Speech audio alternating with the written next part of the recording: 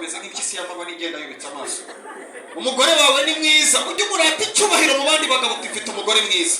Bisubiremo uti mfite umugore mwiza. Amashyi menshi cyane mu kubyara. Ujye uvuga uti mfite umugore mwiza, umurata icyubahiro, uramenye ntuzigere umwita umufasha. Umufasha ni umuyede w'umufundi. Ujye umwita umugore wawe, mumukomera amashyi nabyo azabikora. Jeremy, ngiye kukubwira ibintu bitatu bimeze. Uramenye ibyo bintu uzabigendereho.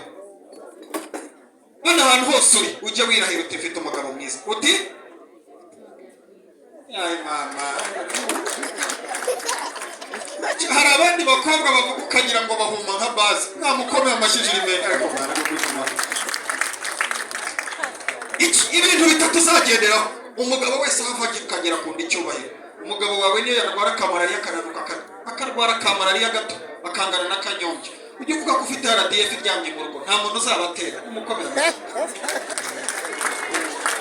Icya kabiri, umugabo wawe Gilbert ni umugabo w'intarumikwa wamurebye.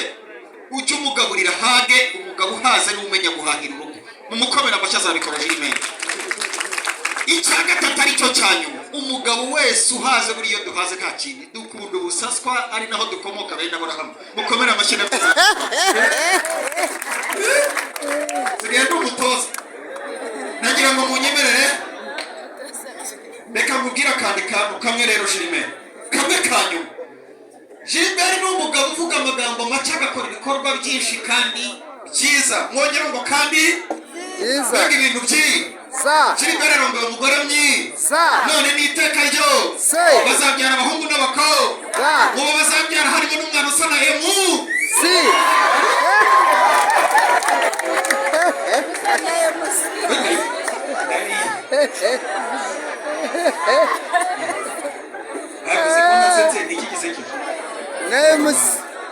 Umwana usa na Emu. Reka nkubwire, umugabo wavuga amagambo make agakora ibikorwa byinshi byiza.